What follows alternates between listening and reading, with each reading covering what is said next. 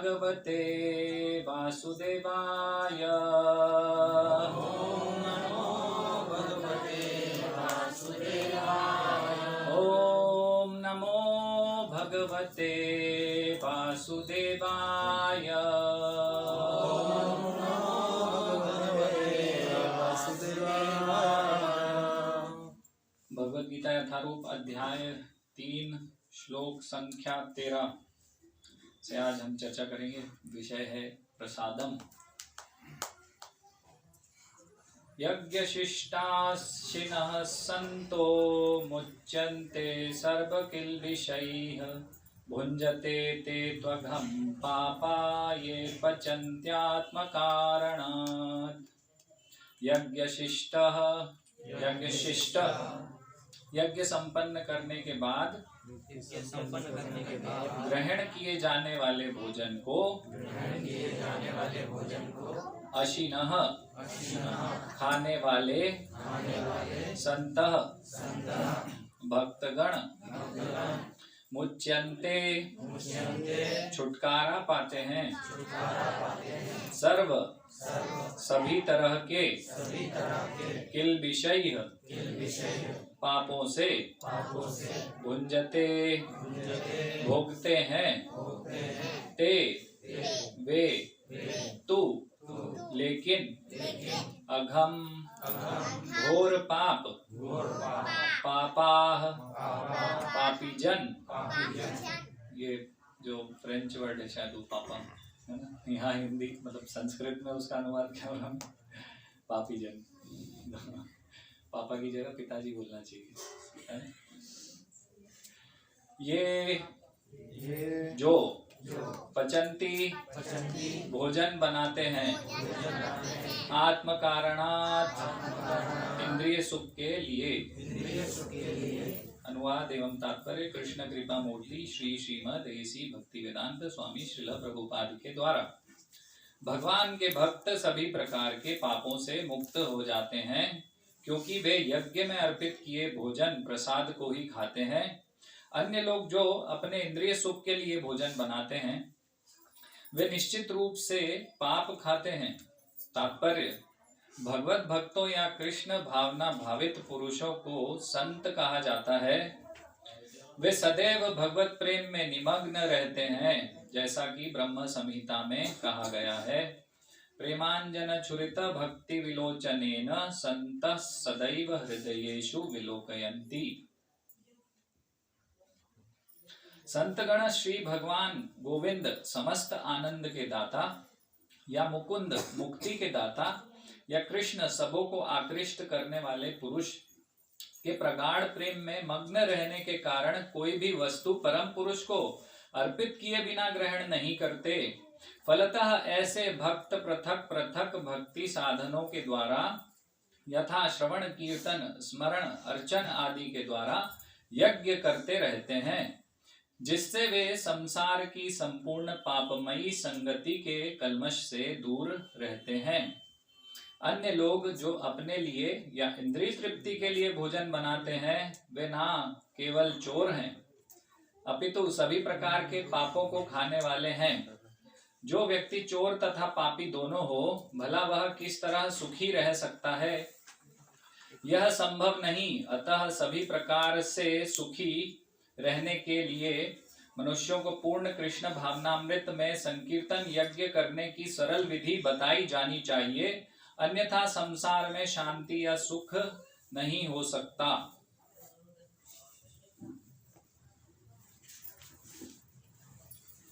ओम अज्ञानतिमिरान्धस्य ज्ञानाञ्जनशलाकया चक्षुरुन्मीलितं येन तस्मै श्रीगुरुवे नमः। श्रीचैतन्यमनोभीष्टं स्थापितं येन भूतले स्वयं रूपः कदा मह्यं ददाति स्वपदान्तिकं। वन्देऽहं श्रीगुरो श्रीयुतपदकमलं श्रीगुरुं वैष्णवांश्च श्रीरूपं साग्रजातं सहगण रघुनाथान्वितं तं सजीवं साद्वैतं सावधूतं परिजन सहितं कृष्ण चैतन्य देवं श्री राधा कृष्ण पादान सहगण ललिता श्री विशाखान्वितांश्च।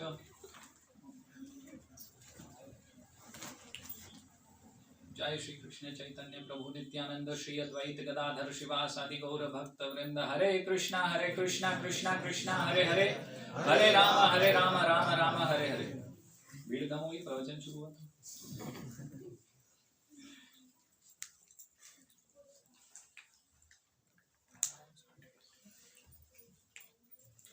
ओके। यज्ञ शिष्टा शिष्टाशिना संतो मुच्यन्ते सर्व किल्बिषैः भुंजते ते तो घम पापा ये पचन्त्यात्म कारणात्। तो इसमें विषय है प्रसादम, है ना, भगवान का उच्छिष्ट। उसको ग्रहण करेंगे तो क्या होगा, क्या मनोभाव होना चाहिए प्रसाद के पीछे, उसको बनाने के पीछे, उसको ग्रहण करने के पीछे, है ना। तो ये सब यहाँ विषय हम चर्चा करेंगे। तो प्रसाद क्या है? प्रसाद हम जैसे बोलते हैं ना, भगवान का प्रसाद, प्रसाद। बैठ जाइए। तो प्रसाद शब्द से हम क्या समझते हैं?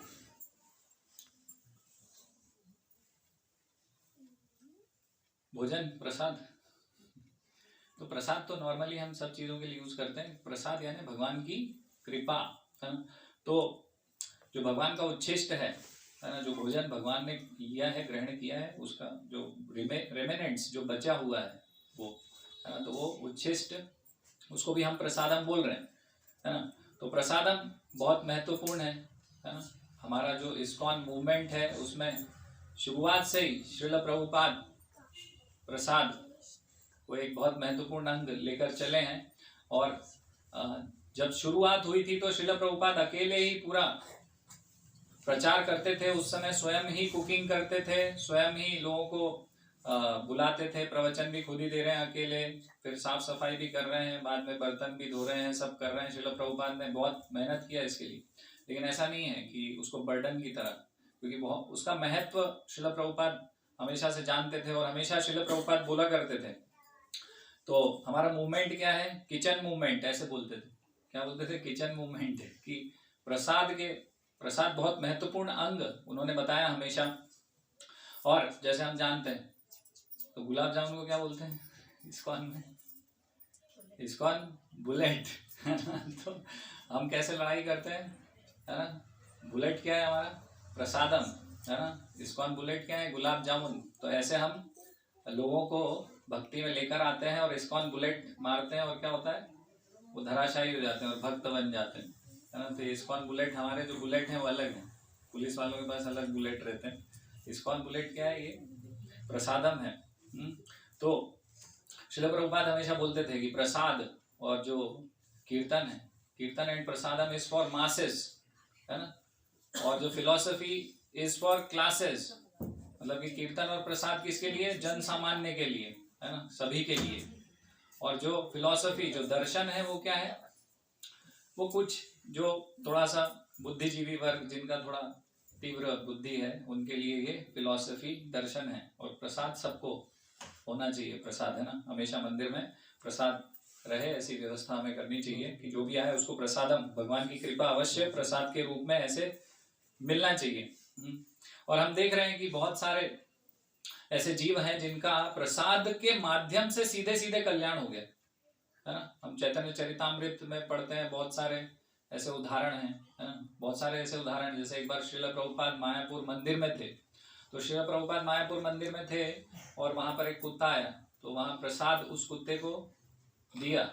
तो उस कुत्ते ने जब प्रसाद लिया तो श्रील प्रभुपाद बोले कि he will go to back to Godhead, है ना। तो कुत्ते ने तो जप नहीं किया था 16 वाला करके नहीं आया था वो, फिर भी, लेकिन जब श्रील प्रभुपाद ने देखा हाँ इसने भगवान का प्रसाद लिया है, तो श्रील प्रभुपाद ने बोला, और निश्चित रूप से वो जो कुत्ता था वो बैक टू गॉड हेड यानी भगवान के धाम में प्रवेश किया होगा।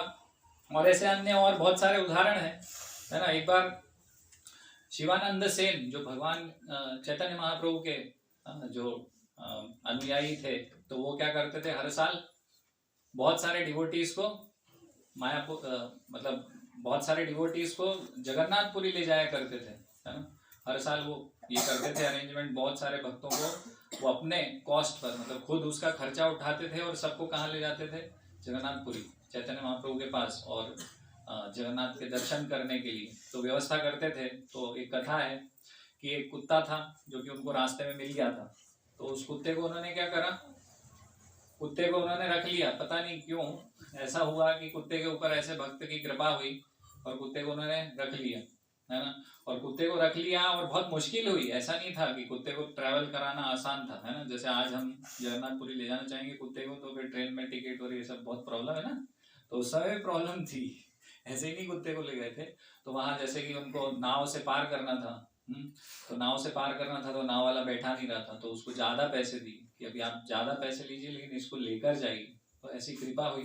फिर जैसे तैसे कुत्ता वहां पहुंच गया। वो कुत्ता अभी फिर चैतन्य महाप्रभु ने उस कुत्ते को देखा और फिर क्या करा, अपना कुछ उच्छिष्ट प्रसाद वहां पर उनको मतलब उसको दिया कुत्ते को, है ना। और फिर वो कुत्ता गायब हो गया। फिर पता चला कि वो तो भगवत धाम पहुंच गया है वो प्रसाद लेने मात्र से, है ना। तो प्रसाद की बहुत बड़ी महिमा है। ऐसे और भी वर्णन है। जैसे रामानुजाचार्य के हम देखते हैं, रामानुजाचार्य जब एक माताजी थी उनके पास गए, है ना। दो लोगों के पास प्रसाद लेने जाना था उनको। तो एक माताजी के पास जाना था और एक कोई मतलब एक अमीर व्यक्ति थे और ये माताजी थोड़े गरीब थे, मतलब उनके पास ज्यादा कुछ रिसोर्सेस कुछ ज्यादा था नहीं ऐसे। तो माताजी के यहाँ प्रसाद लेने गए तो अभी उनके पास तो कुछ है नहीं और वो बहुत उत्साहित थे। तो वो एक दुकान पर गए कि भाई कुछ अन्न और ऐसे कुछ लेकर आए, है ना। भक्तों को अभी प्रसाद बनाएंगे कुछ खिलाएंगे लेकिन पैसे नहीं है। तो वहाँ गए और वो दुकान वाले से बोला कि भाई हमें कुछ चाहिए, ऐसे भक्त आए हैं, हमें कुछ प्रसाद बनाना है, तो कुछ आप राशन पानी दीजिए। तो वो माता जी को उन्होंने बोला कि भाई देखो अभी आपके पास पैसे नहीं है तो आप क्या करना होगा, आपको मेरा संग करना होगा आपको, है ना। आप पैसे तो दे नहीं पा रहे हैं। तो बोले ठीक है, जो भी है मैं भक्तों की सेवा के लिए सब कष्ट उठाने को तैयार हूँ, मैं रेडी हूँ, आप बस ये मुझे सामान दे दीजिए ताकि मैं उनकी सेवा कर पाऊँ। फिर वहाँ से वो लेके गई और वहाँ उन्होंने प्रसाद बनाया ये सब और सेवा किया भक्तों का। और भक्तों की सेवा करने के बाद रामानुजाचार्य उनको पता चल गया कि अभी ऐसा कुछ हुआ है। तो रामानुजाचार्य ने उनको बोला कि ठीक है कोई प्रॉब्लम नहीं है, अभी आप ये जो प्रसाद है वो ले जाके वो दुकानदार को दीजिए। तो उन्होंने माताजी ने ले गए और फिर वहाँ पर उसको प्रसाद दिया, उसने प्रसाद खाया। उसको प्रसाद खाते से ही उसका हृदय परिवर्तन हो गया। तो हृदय परिवर्तन ऐसा हुआ कि वो बोला कि आप तो बहुत महान भक्त हैं, है ना। तो ऐसे मेरे विचार था लेकिन अभी मैं आपको माता के रूप में देख रहा हूँ, है ना। तो उसका पूरा हृदय परिवर्तन हो गया वहाँ पर केवल प्रसाद से, प्रसाद खाया उसने। और ऐसा हम देखते हैं नारद मुनि, तो नारद मुनि पिछले जन्म में उनकी माता जी और नारद मुनि भक्तों की सेवा करते थे ना, संतों की सेवा करते थे, भक्तों की सेवा करते थे। तो वो सेवा करने से क्या हुआ कि जैसे उनको प्रसाद दिया तो प्रसाद उनका बच गया, कुछ छूट गया। तो फिर क्या करते थे, उनसे परमिशन लेते थे कि क्या मैं ये ग्रहण कर सकता हूँ। तो वो ग्रहण किया करते थे, ऐसे प्रसाद ग्रहण किया करते थे, भक्तों का उच्छिष्ट ग्रहण किया करते थे। तो वो प्रसाद खाने से, वो प्रसाद ग्रहण करने से फिर उनको जो अगला उनका जो इस प्रकार से उनको देह प्राप्त हुई भगवान की कृपा से कि वो उसी देह में कहीं भी भगवान का प्रचार करने के लिए किसी भी लोक में जा सकते हैं, जो अन्य किसी के लिए ऐसे संभव नहीं है। तो ये कृपा उनको प्राप्त हुई प्रसाद के माध्यम से। और एक और उदाहरण है कि रामानुजाचार्य वो श्रीरंगम में थे और श्रीरंगम में एक कुछ जैसे दरिया क्या बोलते हैं पॉन्ड, ऐसे उसके किनारे पहुंचे तो उनके पास कुछ प्रसाद रखा हुआ था। तो उन्होंने प्रसाद क्या किया, प्रसाद वहाँ कुछ छोड़ दिया पॉन्ड में और वहाँ मछलियाँ थी। तो मछलियों ने वो प्रसाद को ग्रहण किया और जैसे ही ग्रहण किया तो रामानुजाचार्य के जो अनुयायी थे वो देख रहे थे कि ये क्या हो रहा है, क्या लीला चल रही। तो उन्होंने देखा कि वो जो मछलियां हैं वो मछलियों ने प्रसाद जैसे ही खाया तो वो चतुर्भुज रूप में आ गई। तो उनको चतुर्भुज रूप मिला ऐसे वैकुंठ वासियों जैसा। और फिर वो देख रहे हैं कि अभी ये चतुर्भुज रूप में है और चले गए अभी वैकुंठ मुक्त अवस्था को उन्होंने प्राप्त कर लिया प्रसाद के माध्यम से। तो प्रसाद की इतनी बड़ी महिमा है ना। तो यहाँ पर भगवान श्री कृष्ण बता रहे हैं ना, यज्ञ शिष्टा शिनः संतो मुच्यन्ते सर्व किल विषय। संतो तो संतों का अगर हम समझें कि इसकी परिभाषा क्या है, तो संत यानी कि सा और प्लस अंत, है ना, संधि विच्छेद करेंगे तो क्या होगा, सा और अंत। सा यानी क्या होता है, यानी वह, यानी कि कृष्ण। तो कृष्ण अंत यानी अंतःकरण, जिसके हृदय में कृष्ण है, तो वो कौन हुआ, संत हुआ, है ना। और एक और इसकी परिभाषा है सा अंत, यानी कि जो वेद शास्त्र, है ना, जैसे हम बोलते हैं ऐसी भक्ति वेदांत, है ना, तो जो ये शास्त्रों का अंत, वेदों का अंत समझ चुका है ना, पूरा निचोड़, कंक्लूजन जिसको समझ में आ गया है, तो कंक्लूजन क्या है, कंक्लूजन है कृष्ण भगवान है और कृष्ण की शुद्ध भक्ति करनी चाहिए, तो ये कंक्लूजन है ना। तो संत कौन हुए, जो इस कंक्लूजन पर पहुंच गए हैं, तो यहाँ बता रहे संतो, तो संत का अर्थ ये है। तो अभी क्या करेंगे संत लोग, तो संत लोग क्या करते हैं, भगवान को हमेशा भोग लगाकर ही कुछ ग्रहण करते हैं, भगवान का उच्छिष्ट। तो क्यों करते हैं ऐसा संत लोग, क्या कारण है करने का कि भोग लगा के ही खाते हैं। आप लोग इनमें से काफी तो भक्त हैं, तो भोग लगा के ही खाते हैं, क्या कारण है उसका, क्यों लगाते हैं भोग,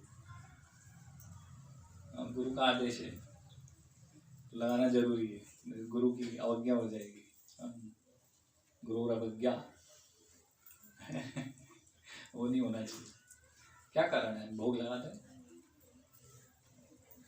what is the reason behind that.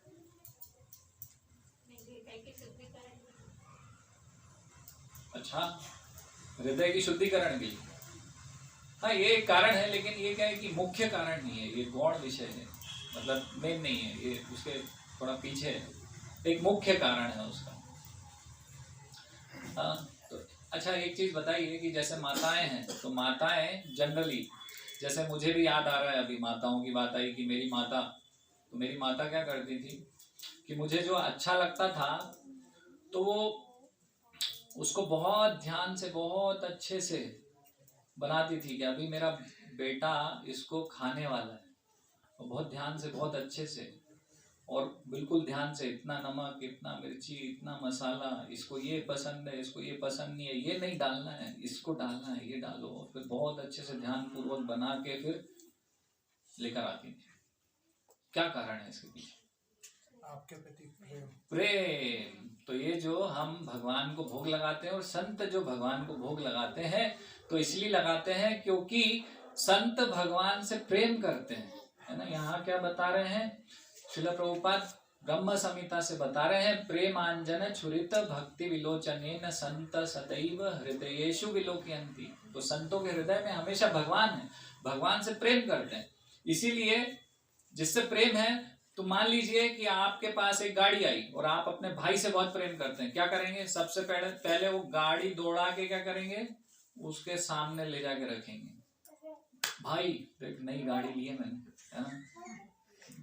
वो आनंद और बढ़ गया, और जिससे प्रेम है तो तुरंत सबसे पहले उसको, इसीलिए, है ना। तो अभी कृष्ण से सबसे ज्यादा प्रेम है संतों को, भक्तों को। तो फिर क्या होता है, जो सबसे पहले कि अभी कुछ बनाना है तो चेतना यही है कि कृष्ण के लिए बनाना है, हाँ। और फिर कृष्ण को पसंद आया नहीं आया, कृष्ण के लिए बनाया, अच्छे से बनाया, फिर भोग लगाया, फिर उसके बाद मेरा नंबर, है ना। जैसे हम देख रहे हैं वृंदावन की लीलाओं में, सब अपने घर से ग्वाल बाल लेके आ रहे हैं, पहले कृष्ण को खिला रहे हैं, कृष्ण आज मैं समोसा लाया हूँ, आज मैं ये लाया हूँ, वो लाया हूँ, फिर कृष्ण को खिला के फिर खा रहे हैं, है ना। तो उससे प्रेम की वजह से, प्रेम के वश में आके, प्रेम के कारण से, है ना। और प्रेम में आनंद है, और उस आनंद की वृद्धि के लिए, है ना। तो ये सब कारण है कि क्यों संत ऐसे भोग लगा रहे हैं भगवान को पहले और उसके बाद ही खा रहे हैं, क्योंकि प्रेम है ना।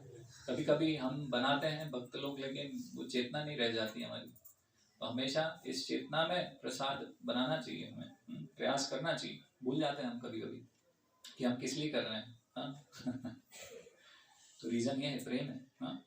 तो यहाँ बता रहे यज्ञ शिष्टा शिनई संतो, तो यज्ञ शिष्टा, तो यज्ञ क्या है, यज्ञ यानी सैक्रिफाइस, सैक्रिफाइस को हिंदी में कैसे बोलेंगे? त्याग। त्याग। हाँ, त्याग मतलब कि मैं ये नहीं सोच रहा हूँ कि ये सब मेरा है। तो यज्ञ में क्या करते हैं, कुछ हम आहुति देते हैं। घी है ना 550 रुपए किलो है, लेकिन अभी छोड़ रहे हैं जा रहा है ना दूर हमसे 550 रुपए। तो ये है यज्ञ, सैक्रिफाइस है ना। तो यज्ञ शिष्टा, तो सैक्रिफाइस में हम क्या कर रहे हैं, शिष्टा शनई है ना। तो शिष्ट यानी कि यज्ञ में हमने कुछ डाला। तो अभी तो हरिनाम संकीर्तन यज्ञ कर रहे हैं हम, यहाँ पर श्रील प्रभुपाद पूरा वही बता रहे हैं है ना, कि हम अलग अलग भक्ति में श्रवण कीर्तन स्मरण अर्चन वंदन ये सब कर रहे हैं है ना, और भगवान को भोग लगा रहे हैं। ये भोग लगाना भी उसमें एक प्रक्रिया है ना। तो ये यज्ञ है, हरिनाम संकीर्तन यज्ञ, जो अभी हम भगवान का नाम ले रहे हैं ये भी यज्ञ है। तो ऐसे ही भोग लगा रहे हैं तो यज्ञ है। शिष्टा है ना। तो शिष्ट, शिष्ट से क्या शब्द याद आ रहा है आपको सबको? उच्छिष्ट, यस। तो वही है यज्ञ शिष्टा। तो अभी यज्ञ किया हमने, यानी कि भगवान के लिए बनाया, वो चेतना से बनाया और फिर भगवान को ऑफर किया, अर्पण किया, और जो बचा हुआ है यज्ञ शिष्टा। शनई शिनई, एक मिनट को देखना पड़ेगा इसमें क्या है। अशीना, तो अशीना, अशीना का अर्थ दिया है खाने वाला, अशिन अश्य। तो ये इसका एक और श्लोक आता है भगवत गीता में, बहुत फेमस है, नहीं सब लोग बोलते हैं ना, कहाँ आता है और ये वर्णन? अशीन, खाने के ऊपर से नहीं आता है? क्रोध नहीं, वो महाशनो अलग है, वो अलग है। हम बोलते हैं ना कि यद करोशी यद अशनासी, है ना। हाँ, उसमें ये इसमें बता रहा हूं मैं कि जो ये यहाँ पर जो भावार्थ है, तो भावार्थ वो श्लोक में है ना। यद करोशी, जो भी कर रहे हैं, यद अशनासी, जो भी खा रहे हैं, है ना, तो भगवान को अर्पण करना चाहिए ना। यद करोशी यद अशनासी यद जुहोशी ददासी यद तपस्यसी कौन्तेय तद कुरुष्व मद अर्पणम। तो भगवान बोल रहे हैं ना मुझे अर्पण करके करो। तो वहां से ये वो है अशिना यानी खाने वाले। तो यज्ञ शिष्टा सनई शिना संतो, तो जो यज्ञ में ऐसे अर्पण करके भगवान को ऑफर करके जो ऐसे ग्रहण करेगा प्रसादम, तो क्या होगा यहाँ पर पता चल रहा है ना, प्रसाद अशिना यानी कि खाना है ना। तो जैसे चैतन्य महाप्रभु हम पढ़ते हैं जब चैतन्य चरितामृत, तो प्रसादम को क्या बोलते थे? फेला, खाजा। खाजा किसको याद आ रही खाजा की? तो फेला बोलते थे ना, फेला। तो एक प्रकार से ये जो फेला है, ये फेला प्रसादम जो है ना, तो चैतन्य महाप्रभु इसको इस प्रकार से बताते थे कि ये क्या है, प्रसाद भगवान की कृपा है ना। तो भगवान की कृपा हमको प्राप्त हो रही है, और प्रसाद खाते समय हमारी कैसी चेतना होनी चाहिए वो भी बता रहे हैं चैतन्य महाप्रभु। तो अभी हमारी चेतना कैसे होती है प्रसाद खाते समय? आने दो 56 भोग, हाँ मजा आएगा, बहुत बढ़िया। तरुण कृष्ण प्रभु तो भयंकर ही प्रसाद बनाते हैं, खाओ सब्जी पूड़ी पनीर की, है ना। तो मतलब ये हमें यह आता है विचार नहीं कि उसको हम कैसे ना कैसे उसका मजा ले लें प्रसाद का। लेकिन वास्तविक जो हमारी चेतना होनी चाहिए प्रसाद देते वक्त, तो चैतन्य महाप्रभु बता रहे हैं कि चेतना हमारी ये होनी चाहिए कि ये जो प्रसाद है ये भगवान के होठों को छुआ हुआ है। तो भगवान के होठ छूकर ये प्रसाद मुझे मिला है, तो ये भगवान की बहुत बड़ी कृपा है मेरे ऊपर, और मैं क्या हुआ हूँ आज, कृतार्थ हुआ हूँ, है ना। मैं महाभाग्यशाली हूँ कि मुझे भगवान के होठों को छुआ हुआ ये चीज मुझे प्राप्त हो रही है ना, जो भगवान से अभिन्न है, भगवान ही है स्वयं। तो ये चेतना, कितने लोगों की ऐसी चेतना है? आने दो वाली चेतना है। नॉर्मली ऐसे होता है सभी का।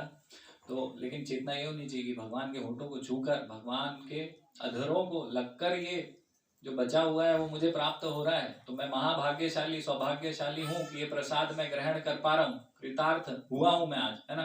तो चैतन्य महाप्रभु एक बार श्रीरंगम में थे, तो श्रीरंगम में रंगनाथ मंदिर, कावेरी नदी, तो वो कावेरी नदी में स्नान किया, फिर रंगनाथ भगवान के सामने गए और फिर बहुत गुणगान किया और दर्शन किए, और फिर बोले कि मैं कृतार्थ हुआ हूँ आज, है ना। कृतार्थ यानी क्या बोलना चाहिए, एक प्रकार से हिंदी सरल शब्द क्या होगा उसका, कृतार्थ यानी एक प्रकार से ऋणी हो गया हूं मैं आपका, आपके दर्शन प्राप्त करके। इसी प्रकार से हमें होना चाहिए कि भगवान आज मैं ऋणी हो गया हूँ, है ना। हम कितनी बार 3-4 बार ऋणी हो जाते हैं कुछ ना कुछ खाते रहते, तो ये होना चाहिए मैं ऋणी हो गया हूँ भगवान, आपका उच्छिष्ट खा के आज मैं बहुत भाग्यशाली हूँ कि आपका प्रसाद ले पा रहा हूँ।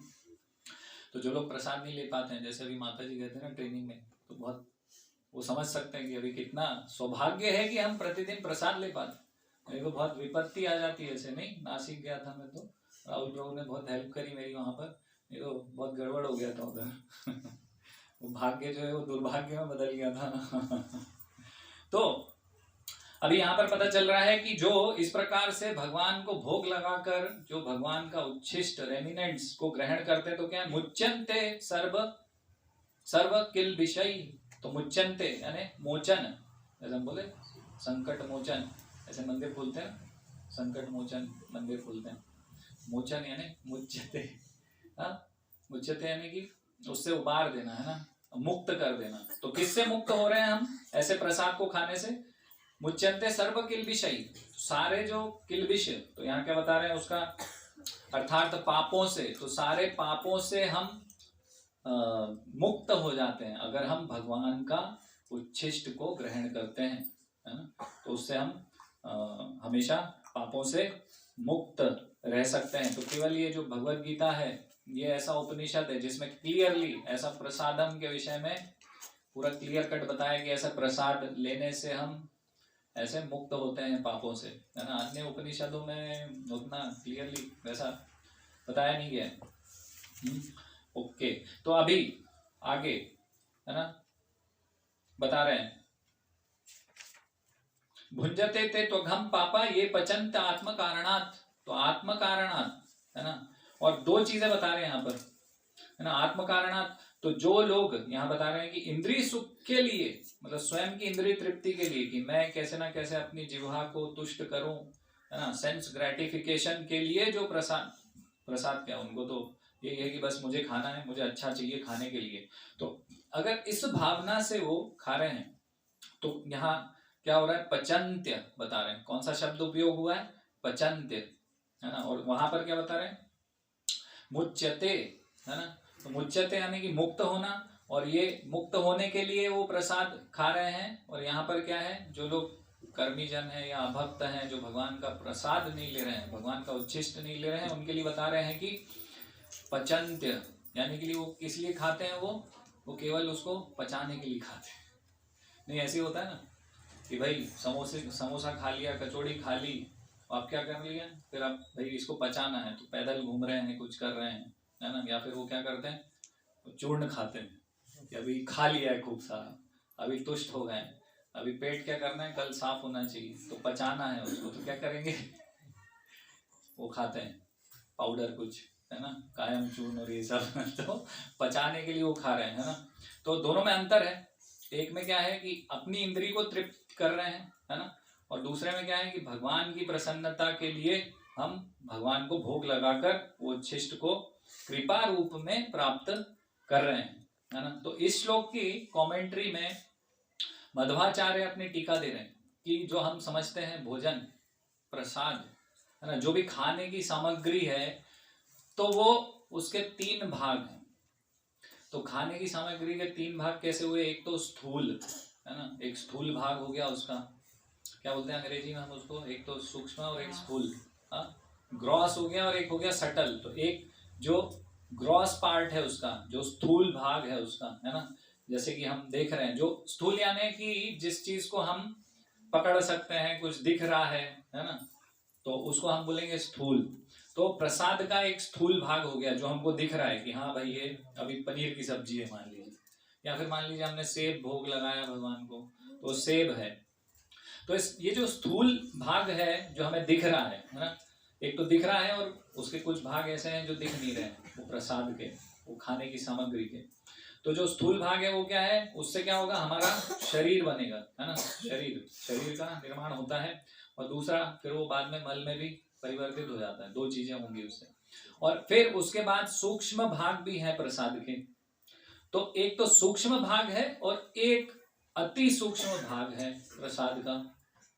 तो सूक्ष्म भाग क्या है? सूक्ष्म भाग हो गया उसका जो पोषक तत्व है उसमें, है ना, न्यूट्रिएंट्स हैं जो खा के हमको मिलने वाले हैं, है ना। तो जिससे क्या होता है, जिससे हमारा ओज और तेज निर्मित होता है ना। किसी व्यक्ति को हमको देख के लगता है ना, हाँ भाई तेज है, ओज है, ऐसा। तो वो कहाँ से आएगा? वो जो सूक्ष्म उसमें जो पोषक तत्व है जो दिख नहीं रहे, नॉन टेंजिबल, है ना, तो उससे हमको वो प्राप्त होंगे। ऐसे सूक्ष्म चीज और क्या होती है प्रसाद में? हाँ, कोई बता सकते हैं कुछ उदाहरण? इसी सूक्ष्म चीज के पीछे तो हम लोग नहीं इस जगत में ट्राई कर रहे हैं। Test, yes, bullseye. तो टेस्ट भी है ना ऐसे सूक्ष्म भाग प्रसाद का। तो ऐसे ये जो पोषक तत्व हैं, है ना, तो ये सूक्ष्म भाग हो गया उसका।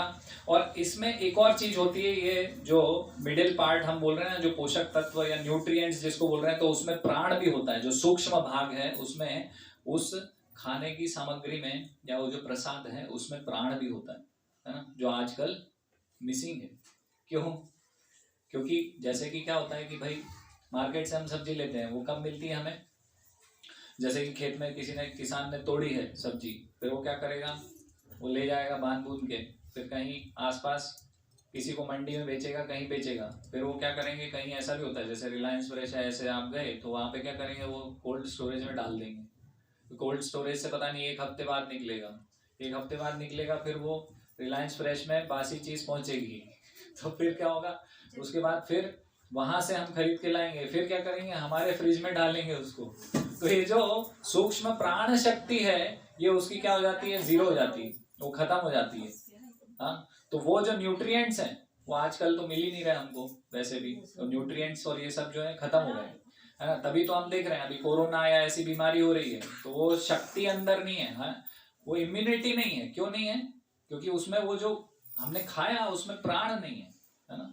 तो खाया तो उसमें प्राण नहीं था, तो उससे इम्यूनिटी और ये सब कहाँ से मिलेगी? वो तो डेड आइटम है ना। हमें लग रहा है कि बहुत टेस्टी है, बहुत अच्छा है, लेकिन अगर हम देखेंगे ऐसी साइकिल में तो बहुत समय बाद मिला, तो अंदर उसके जो प्राण थे वो निष्प्राण हो गया, वो डेड हो चुका है वो। हाँ, तो हम देखते हैं अगर किसान है या ऐसे लोग हैं जो जिनके घर में ये सब सब्जी और ये सब लगा हुआ है और वो तुरंत बना के खाते हैं, तो वो मतलब ये जो उनका ओज, तेज और इम्यूनिटी वो सब क्या होती है? हाई होती है उनकी, है ना। उनका पावर ज्यादा होगा, ये सब रेजिस्टेंस पावर। हाँ, तो ये स्थूल एक चीज हो गई। और फिर उसके बाद हो गई अति सूक्ष्म चीज प्रसाद में। वो क्या है?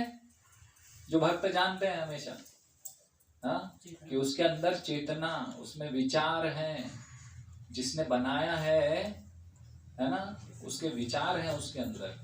तो ये विचार और चेतना है, ये अति सूक्ष्म तीसरे स्तर का ये उस प्रसाद का भाग है ना, जो दिखता नहीं है, जो दिखेगा नहीं, लेकिन उसमें है। भक्त लोग समझते हैं, हाँ, हम जानते हैं, है ना, कि भाई इसके अंदर विचार है बनाने वाले की। तो ये विचार मेरे अंदर आएंगे अगर मैं ये खाऊंगा तो, है ना। लेकिन हम देखते हैं जो यहाँ पर बता रहे हैं, पचन आत्म कारणात, जो इंद्रिय तृप्ति के लिए जो खा के केवल पचा रहे हैं और निकाल रहे हैं, तो उनके लिए ये सब दूसरी और तीसरी चीजें विचारणीय ही नहीं है। तो आजकल क्या है? पैकेज्ड फूड, ठीक है भाई, चिप्स लाना है तो पैक वाले, है ना, बस उसमें पढ़ लेते हैं कि न्यूट्रिएंट वैल्यू ये, लेकिन उसके अंदर क्योंकि उसको पैक कर रखा है पता नहीं 1 महीने से 2 महीने से, तो वो क्या है? उसके अंदर प्राणहीन है वो जो भी चीज, उससे उतनी शक्ति वो सब निर्माण नहीं होगा, बुद्धि बल कुछ नहीं आएगा उससे।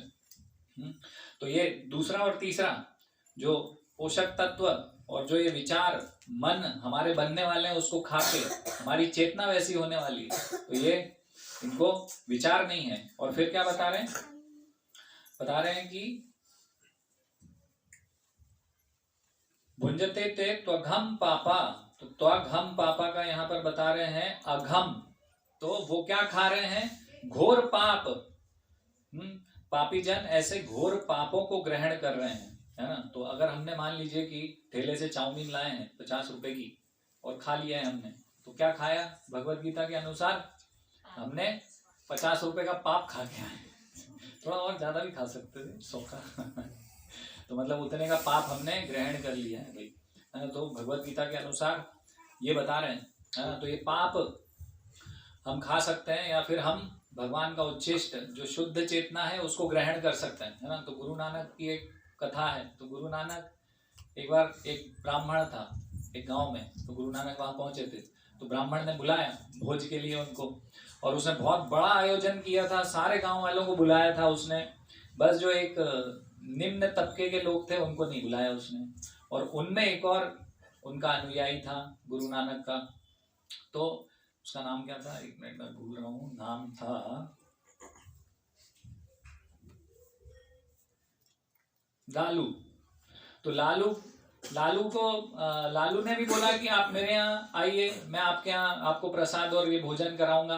और वो जो ब्राह्मण थे उन्होंने भी बोला कि मैं आपको कराऊंगा। तो गुरु नानक जो थे वो लालू के यहाँ चले गए, है ना।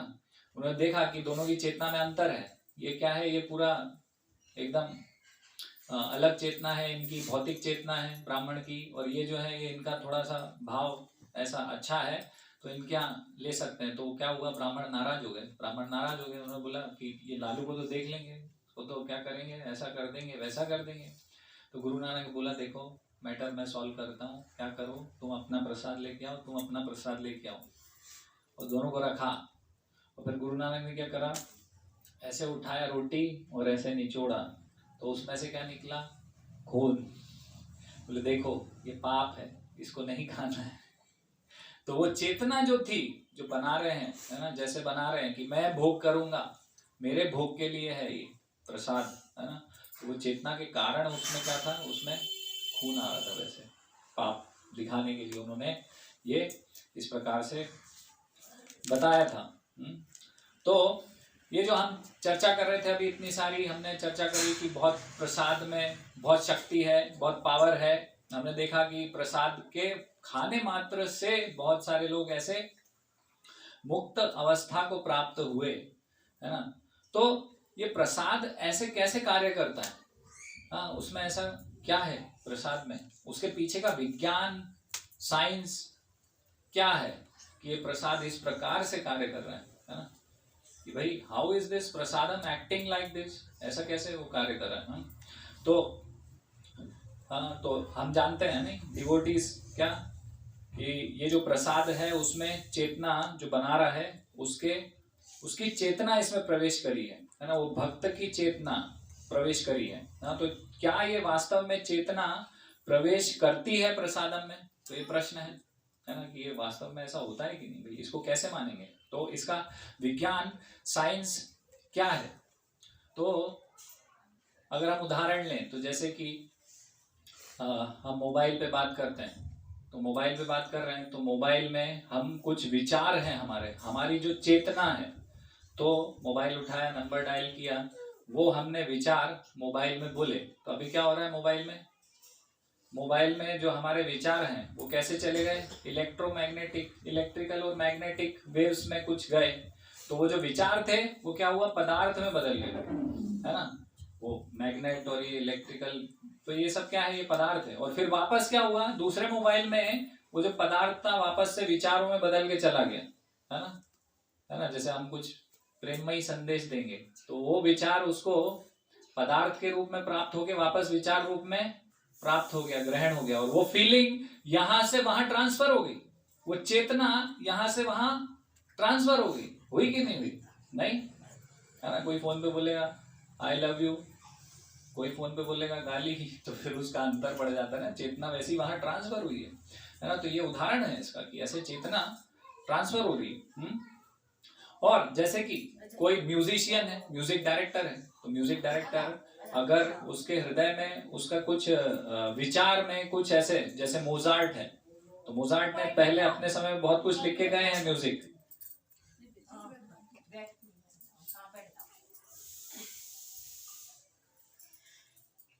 तो क्या होता है कि जैसे म्यूजिक डायरेक्टर है, तो म्यूजिक उसके मन में आया है, कुछ उसके दिमाग में कुछ विचार आए हैं, है ना। वो म्यूजिक भी अलग अलग प्रकार का होता है ना, कोई सैड होगा, कोई हैप्पी होगा, कुछ ऐसा अलग अलग होता है ना।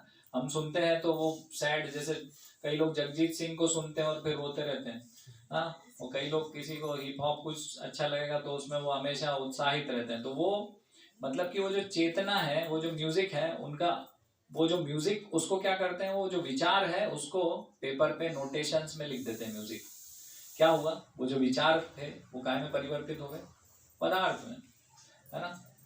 तो ये जो पदार्थ है, फिर से जैसे कि भाई पेपर पे लिखा हुआ है तो कोई दूसरा म्यूजिशियन है, उसको वो विचार और वो फीलिंग्स नहीं थी अंदर, लेकिन जब वो उसको पढ़ेगा, उसको गाएगा, बजाएगा, तो उसके अंदर भी वो फीलिंग्स आने लग जाएगी, सैड या हैप्पी या जो भी। तो फिर से हम देख रहे हैं कि ये जो पदार्थ है, ये विचार पदार्थ में और पदार्थ विचार में ट्रांसफॉर्म हो रहे हैं, बदल रहे हैं, है ना। तो ऐसे ही जो विचार हैं वो पदार्थ को बदल भी सकते हैं, नहीं ऐसा होता है कि नहीं, विचार पदार्थ को बदलते हैं कि नहीं। जैसे कि आप बहुत अच्छी कार्विंग देख रहे हैं मंदिर में, तो किसी का विचार था ना, उससे वो पदार्थ बदल गया है ना। जैसे कि ये लकड़ी का ये दरवाजा बना हुआ है, तो किसी का विचार था, उसने क्या करा, पदार्थ को बदल दिया है। तो ऐसे ही एक साइंटिस्ट है इमोटो, आप सर्च कर सकते हैं गूगल पे, उसका नाम एग्जैक्टली मुझे याद नहीं आ रहा है, मार्कस ऐसा कुछ नाम है, और इमोटो। तो उसने एक रिसर्च किया साइंटिस्ट ने। तो साइंटिस्ट ने रिसर्च कैसे किया कि उसने पानी लिया और पानी में अलग अलग भावनाओं वाले अलग अलग शब्द बोले। कैसे बोले, जैसे अभी हम चर्चा कर रहे थे, आई लव यू, फिर कहीं कुछ बोला, मतलब गुस्से वाला कुछ बोला, कुछ 2-4 शब्द, फिर कुछ अलग अलग भावनाओं वाले शब्द ऐसे बोले, और वो पानी को क्या किया, फ्रीज कर दिया, है ना, बहुत कम टेम्परेचर पे फ्रीज कर दिया। और फिर क्या करा, उसके पैटर्न्स देखे। तो पैटर्न्स इतने, जैसे कि कोई अच्छे शब्द थे, जैसे कि हम बोल रहे हैं कुछ बहुत अच्छे शब्द बोल रहे हैं, तो अच्छे शब्द बोलने पर अच्छी भावनाओं के कारण वो जो पानी के जो मॉलिक्यूल्स थे वो ऐसे अरेंज हुए जैसे कि बहुत सुंदर फूल या फिर रंगोली, ऐसे बहुत सुंदर सुंदर पैटर्न बन गए उसके। और वहीं जहां पर हेट है, एंगर है, ईर्ष्या है, द्वेष है, उसके जो उसका जो एक्सपेरिमेंट किया तो वो बहुत ही बेकार सा बना। हाँ, तो ये आप देख सकते हैं सब। तो ये क्या है, विचार क्या बना रहे हैं, विचार पदार्थ को बदल रहे हैं और विचार अलग अलग पैटर्न्स बना रहे हैं, समझ रहे हैं। तो जब कोई भक्त ऐसे विचारों के साथ, शुद्ध विचारों के साथ, है ना, जब प्रसाद बनाते हैं तो वो जो पैटर्न है वो प्रसाद में आता है ना। वो जब हम चर्चा कर रहे हैं सुंदर सुंदर पैटर्न, तो वो सूक्ष्म रूप में वो सब उसके अंदर जा रहा है। जो भी विचार होंगे उसके, वो उस प्रसाद में, वो बनाने वाले के विचार उसमें जाएंगे। हाँ, इसी प्रकार से। और फिर वो विचार जो भी उसको ग्रहण करेगा उस तक वो विचार पहुंचने वाले हैं। तो भक्त किस भावना से बनाते हैं, भगवान के प्रेम के लिए बनाते हैं। भगवान से प्रेम है, भगवान को प्रसन्न करना चाहते हैं प्रेम के कारण से, तो इसलिए भगवान के लिए प्रसाद बनाते हैं, भोग बनाते हैं। तो वो प्रेम उसके अंदर जा रहा है। क्या जा रहा है, प्रेम जा रहा है भगवान का, और भगवान का प्रेम जा रहा है, और फिर वही प्रेम से हम भगवान के सामने वो भोग को लगाते हैं कि भगवान उसको स्वीकार करें। अब वो प्रेम का आदान प्रदान भगवान कृपा के रूप में करते हैं अपनी। तो प्रेम और कृपा का एक कॉम्बिनेशन है प्रसादम। तो ये प्रेम और कृपा हम जब प्राप्त करते हैं तो हम धीरे धीरे शुद्ध होते हैं, है ना। हमारा चेतना भी वैसा होता है, प्रेममयी और कृपामयी चेतना होती है हमारी। और वहीं इसके विपरीत अगर कोई अभक्त बना रहे हैं तो क्या होगा, उसमें क्या होगा, सारा जो काम है, क्रोध है, लोभ है, मोह है, मद है, मत्सर है, सारा घुला मिला। तो बाहर का खाएंगे तो क्या होगा, वही आपको परोसा जा रहा है, कचरा, है ना। तो इस प्रकार से ये प्रसाद जो है भगवान की कृपा और प्रेम, ये मिक्सचर है प्रसाद। और जैसे जैसे हम ये प्रसाद खाते जाएंगे वैसे वैसे ये ज्यादा हमारे हृदय में आता जाएगा। तो जैसे हम चर्चा कर रहे थे कि भाई बाहर का खाएंगे तो चेतना पे फर्क पड़ेगा। तो ऐसे कई ऐसे भक्तों के एक्सपीरियंस हैं, है ना, अनुभव है जो उन्होंने बताए हैं कि प्रसाद नहीं खाया और कहीं कुछ गड़बड़ खा लिया तो उनकी चेतना बिगड़ गई। तो एक भक्त हैं, तो उन्होंने किसी के घर जाके प्रसाद लिया और वो सोचे कि ये भी भक्त हैं, भक्ति करते हैं, तो वो ग्रहण कर लिया उन्होंने। फिर उन्होंने खा लिया और फिर जब जाकर घर पे सोए तो उनको रात में अजीब अजीब से वियर्ड मतलब सपने आ रहे हैं, है ना, अजीब अजीब से सपने आ रहे हैं, मतलब खून करने के, मर्डर करने के सपने आ रहे हैं। वो परेशान हो रहे हैं, बार बार उठ रहे हैं, अरे क्या हो रहा है मेरे साथ, क्या हो रहा है। फिर उन्होंने कहा कि ऐसा क्यों हुआ मेरे साथ, कारण क्या है इसका। तो कारण पता करने के लिए उन्होंने फिर से उनसे पता किया कि ये प्रसाद वास्तव में बनाया किसने, आप बताइए। हाँ, तो जब उन्होंने खोजबीन करी तो पहले तो बोले नहीं नहीं हमने बनाया ऐसा वैसा। तो बोले नहीं नहीं ये हमने नहीं बनाया है, ये हमारे नौकर ने बनाया था, और अभी जेल से छूट के आया है, और उसने क्या करा था, मर्डर किया था, तो अभी जेल से छूट के आया, तो अभी उसके हाथ का आपको खिला दिया, क्षमा कीजिए ये वो जो तो उनका एक्सपीरियंस है यहाँ पर, जो भक्त हैं जो बता रहे हैं कि ऐसा हुआ हमारे सामने। तो इससे फर्क पड़ता है, बिल्कुल पड़ता है, निश्चित रूप से पड़ता है ना। ऐसे अनुभव हैं, और भी अनुभव हैं कि एक बैंगलोर सिटी में एक एरिया था, तो सब देख रहे थे कि वहां पे बहुत ज्यादा क्राइम हो रहा है। क्यों हो रहा है ऐसा, इतना क्राइम क्यों हो रहा है भाई, ये इसी जगह भी हो रहा है, यहीं हो रहा है, क्यों हो रहा है। तो कारण पता किया, तो वहां के एरिया में जैसे नहीं होता है, हमारे एक एरिया में एक मॉल है तो सब वहीं जाएंगे, वहीं से ब्रेड उठा के ले आएंगे। तो उनके एरिया में ऐसे ही था कि वो एक ब्रेड थी कोई कंपनी की, वो ला के सब खाते रहते थे।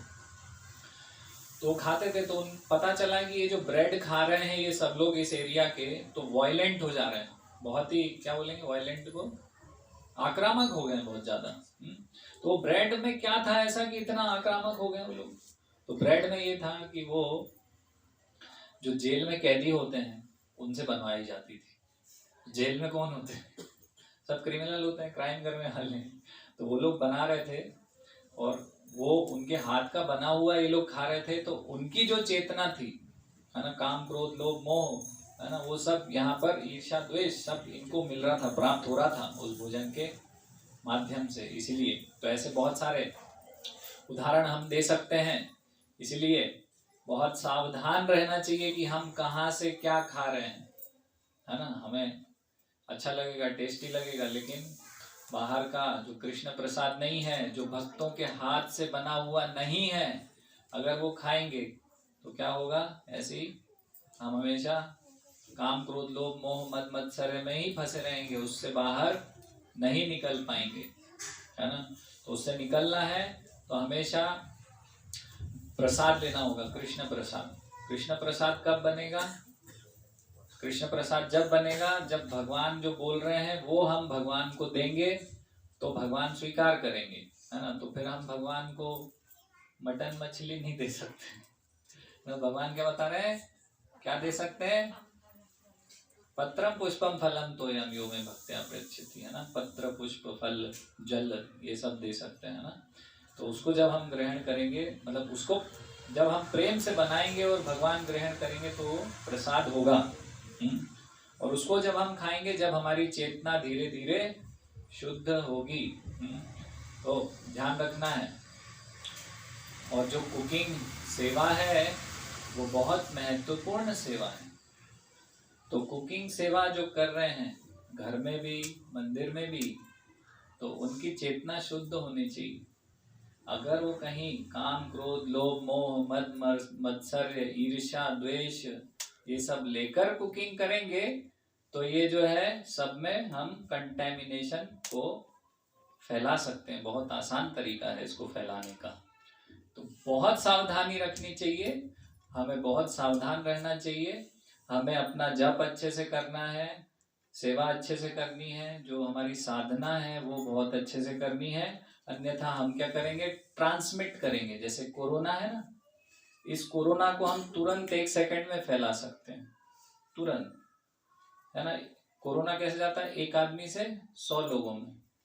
तो ऐसे ही एक आदमी से कोरोना कैसे जाएगा, ये वाला कंटेमिनेशन काम क्रोध लोभ मोह मद मत्सर्य का कैसे जाएगा, 1 सेकंड में। प्रसाद बनाया, सबको बांटा, गया। तो इसलिए महासावधान, है ना, सावधान रहना है, ध्यान रखना है ना। तो हम कंटेमिनेट कर सकते हैं। तो बहुत बड़ी जिम्मेदारी है प्रसाद बनाने की जिम्मेदारी। तो सब इसको बहुत अच्छे से निभाएं, अच्छे से करेंगे, क्योंकि ये हमारे जो विचार हैं अन्यों को प्रभावित करेंगे, हमारे विचार, है ना। तो इसलिए सावधानी रखनी है। तो और भी चीजें हैं इसमें।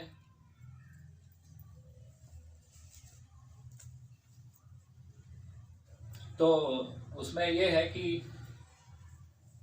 जैसे कि भोग क्या लगाना है, तो कई बार अभी भक्त क्या करते हैं, भक्त ये करते हैं कि भाई देखा हमने बहुत पुराने पुराने डिवोटीज हैं, वो क्या कर रहे हैं, बाजार से बिस्किट लाए और भोग लगा दिया, कोल्ड ड्रिंक लाए और भोग लगा दिया और पी लिया, है ना।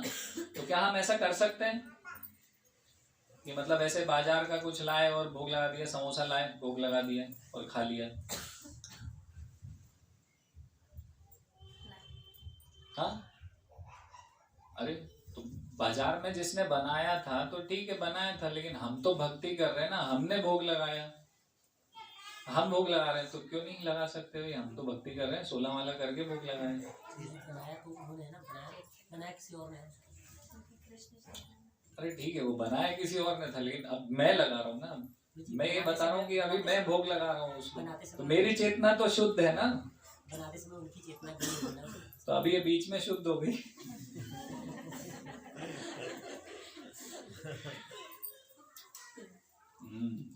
तो सही बोल रहे हैं आप, आपका उत्तर सही है कि ऐसे मान लीजिए कि हमारे बच्चे हैं या कुछ ऐसे हमारे घर के परिवारजन हैं, तो अगर कुछ खराब चीज़ बाहर मिल रही है, खाने की चीज़ ही खराब मिल रही है, तो क्या हम वो दे सकते हैं अपने घर में सब सदस्यों को, बच्चों को? नहीं दे सकते। तो ऐसे ही हम भगवान को खराब चीज़ ऑफर नहीं करेंगे कभी, है ना। तो ये आवश्यकता नहीं है इसकी कि हम कोल्ड ड्रिंक पिए, समोसा खाएं, सब आजकल ऐसा हो रहा है। बहुत सारे लोग ऐसे भक्त हैं जो कर रहे हैं, बहुत सारे उदाहरण हैं ऐसे। तो ये हमें ऐसे इस प्रकार से भगवान को दुविधा में नहीं डालना चाहिए कभी भी, नहीं। और हमारी भक्ति कैसी है कि हम भगवान को दुविधा में डाल रहे हैं, नहीं। तो भोगी वाला कॉन्सेप्ट आ जाता नहीं कि अभी मुझे कोल्ड ड्रिंक पीनी है तो मैं भगवान को भोग लगाऊंगा, क्योंकि सब भगवान को भोग लगाता हूँ, है ना, तो मैं पीऊँगा फिर बाद में। तो ये भोगी वाला कॉन्सेप्ट है। सेवक वाला कॉन्सेप्ट ऐसा नहीं होगा कभी भी, क्योंकि अगर हमारा सेवक वाला भाव है कि मैं भगवान का सेवक हूँ, तो हमेशा नहीं, जैसे राजा के कुछ सेवक होते थे ना, जो राजा को खाने को देते थे तो पहले चखते थे कि इसमें जहर है कि नहीं। तो ऐसे सेवक का भाव वो होता है कि नहीं भाई, गलत चीज भगवान तक नहीं पहुंचेगी। तो ऐसा हमें प्रयास करना चाहिए हमेशा। तो आहार शुद्ध होना बहुत जरूरी है ना। चैतन्य महाप्रभु भी बोल रहे हैं, है ना, चैतन्य चरितामृत में श्लोक तो मुझे ठीक से याद नहीं है, विषयी अन्न खाई दुष्ट होवे मन, याद है क्या है? विषयी अन्न खाइल मलिन होय। हाँ, विषयी अन्न खाइल मलिन होवे मन, यानी कि अगर हम विषयी ये भोजन खाएंगे, ऐसे किसी विषयी व्यक्ति के हाथ का बना हुआ भोजन खाएंगे, तो क्या होगा, मन हमारा क्या हो जाएगा, मलिन हो जाएगा। मन हमारा वैसे ही हो जाएगा, जैसा वो मलिन है वैसे ही हम भी हो जाएंगे, है ना। होशंगाबादी भाषा में क्या बोलते हैं, मलीच हो जाएंगे हम, है ना, ऐसे बोलते हैं। ठीक है, तो वो मलीच नहीं बनना, हमको शुद्ध होना है, भक्ति करना है, शुद्ध भक्त बनना है, प्रयास ही करना है। तो जैसा शास्त्र में बता रहे, आहार शुद्धौ सत्व शुद्धि ध्रुवा स्मृति। तो भगवान को हमेशा स्मरण में कब रख पाएंगे, जब हमारी स्मृति ध्रुव होगी। लेकिन स्मृति ध्रुव होना तो बात की बात है ना। पहले क्या करना पड़ेगा, सबसे पहले आहार को शुद्ध करना होगा। कुछ बोल रहे हैं माता जी के, सुन रहे हैं? अच्छा, ठीक।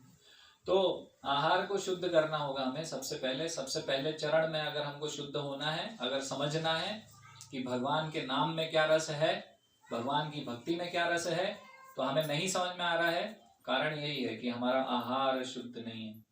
तो आहार शुद्ध करेंगे तो जैसे जैसे शुद्धिकरण का स्तर बढ़ता जाएगा, वैसे वैसे क्या होगा, हमारा स्तर भक्ति में, समझने में, भक्ति को समझने में आगे बढ़ते जाएंगे हम, भक्ति में आगे बढ़ते जाएंगे। ओके, हरे कृष्णा। किसी का कोई प्रश्न है? तो बाजार से जैसे और चीजें नहीं लाते हैं तो क्या लाना चाहिए, क्या खाना चाहिए, ऐसा कुछ चीजें जो समोसा नहीं ला सकते तो क्योंकि एज पर स्टैंडर्ड तो बाजार से बस कच्ची चीजें ला सकते हैं, है ना, एज पर स्टैंडर्ड। लेकिन जैसे चैतन्य महाप्रभु बता रहे हैं कि अन्न, विशेषकर अन्न को तो और उसमें भी जो अग्नि बाहर अग्नि लगा हुआ अन्न है उसको बिल्कुल भी ग्रहण नहीं करना है ना? ये अन्न, तो अन्न की कैटेगरी में जिसमें भी जो अग्नि पड़ी है तो वो नहीं लेना बिल्कुल। वैसे स्टैंडर्ड तो ये है कि भाई अग्नि लगी हुई चीज लेना ही नहीं, मतलब कुछ भी हो नहीं लेना चाहिए, लेकिन ठीक है अभी थोड़ा हम इस प्रकार से पालन कर रहे हैं। ओके ओके कि भाई अन्न ना लें से अग्नि लगाओ।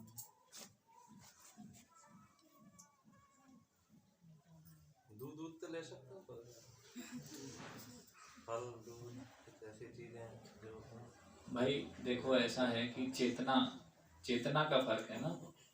अभी हम दूध ले सकते हैं, चलो जरा चौराहे पे अच्छा दूध बनाता है वो कढ़ाई रख के, ये क्या भावना हो गई, ये भोगी की भावना होगी ना, तो इसको करना क्यों है? कुछ फल तो ले सकते हैं, दूध तो कैसे होता है। नहीं तो ऐसा जरूरी नहीं है कि भाई हमको लेना ही लेना है ना? वो कभी मजबूरी है, कुछ ऐसा है भाई बाहर गए हैं और दूध लेना है, रात में दूध लेके सोते हैं, तो एक इस प्रकार से हो गया कि अभी फंसे हुए हैं, कुछ नहीं कर सकते हैं भाई। दिन में प्रसाद लिया था, अभी रात में नहीं ले पा रहे हैं तो दूध ले लिया, चलो ठीक है ना, पेट की आग को शांत करने के लिए। लेकिन वो मतलब कि वो वाली भोगी वाली आग में नहीं जाना है हमको, उसमें नहीं झुलसना है ना। तो इसलिए जबरदस्ती हम सोचेंगे नहीं अभी तो दूध तो पी सकते हैं, चलो जरा मजा करके आए दूध पी के चार दोस्तों के साथ, तो फिर वो भावना सही नहीं है ना। हमारी भावना सही होना बहुत जरूरी है, चेतना हमारी ठीक होनी चाहिए। कोई टॉफी भोग लगा दे, टॉफी ले ले। वही तो अभी चर्चा करी कि भाई टॉफी क्या है, कचरा है, वो कचरा भोग लगाएंगे आप भगवान को, वही है वो। उसके पीछे का आप ये बताइए, टॉफी बनाने के पीछे क्या है मकसद बनाने वाले का, किस चेतना से वो बनाता है टॉफी, उस पे जाइए। किस चेतना से बनती है, फैक्ट्री क्यों खुली है? स्वाद तो ठीक है, लेकिन क्या करना है, ये चॉकलेट लोगों की कमजोरी है, ये अगर मैं दूंगा तो करोड़पति हो जाऊंगा, वो मरता है तो मरे। मतलब चेतना वही है कि भाई मुझे क्या लेना है, भाड़ में जाओ, चॉकलेट खाओ, मुझे पैसा दो, मैं अमीर होना चाहिए, मेरे पास बड़ा बंगला गाड़ी होगी, उससे मैं ऐश करूंगा। ये चेतना वो टॉफी में है। वो जो बना रहे वहां पे वो सैलरी ले रहे हैं, सैलरी के लिए करता हूं मैं, पैसा चाहिए भाई जीवन में। क्या चेतना है? यही चेतना वो टॉफी खा के आपको दे रहे हैं, आप लेना चाहेंगे? नहीं ना, सीधी सी बात। ये चेतना भगवान को भी पसंद नहीं आई और भक्तों को भी पसंद नहीं आएगी। तो जो थोड़ा सा बुद्धिमान है वो फिर उसको नहीं लेगा, क्योंकि वो चेतना अंदर आएगी मेरे। ज्यादा बुद्धिमान होते हैं तो उसको विक्स है जो, तो वो हम डायग्नोस दवाई की तौर पे दे रहे हैं। देखो वो एक अलग मैटर है कि भाई गला खराब है, वो बुद्धिमानी बता देते हैं। ऐसा नहीं है कि भाई विक्स जेब में ही रखी है, कि जेब में विक्स होना बहुत जरूरी है, वो गलत है। जैसे कि भाई गला खराब है, अभी मेरे को सेवा भी करनी है, गले में खिचखिच है, प्रवचन देना है भाई, कीर्तन करना है, तो फिर ठीक है विक्स खा लो, है ना। ऐसे तो श्रील प्रभुपाद ने कहा क्या क्या आज्ञा दे दी कि ठीक है भाई ये खा लो, लेकिन वो क्या था कि आखिरी रास्ता था, कंडीशन थी, और गुरु की आज्ञा थी उस पर, तो ठीक है। अभी बचाने वाले तो गुरु ही है ना, हमें क्या गुरु की आज्ञा है कि विक्स खाओ फिर क्यों खाना है? और ये है कि भाई ठीक है, मतलब जैसे हमारा गला खराब है और वो उस समय उसमें भी थोड़ा देख लें कौन सा खा सकते हैं कौन सा नहीं। जैसे भक्त लोग देखते हैं तो कॉफलेट खाएंगे, कॉफलेट में तुलसी जी नहीं होती हैं, तो ऐसे है ना, तो वो खा लेते हैं कि गला ठीक हो जाए। तो ठीक है, उसमें थोड़ा देख करके देखना पड़ेगा। विक्स के इंग्रेडिएंट्स क्या हैं, क्या है नहीं उसमें पता है।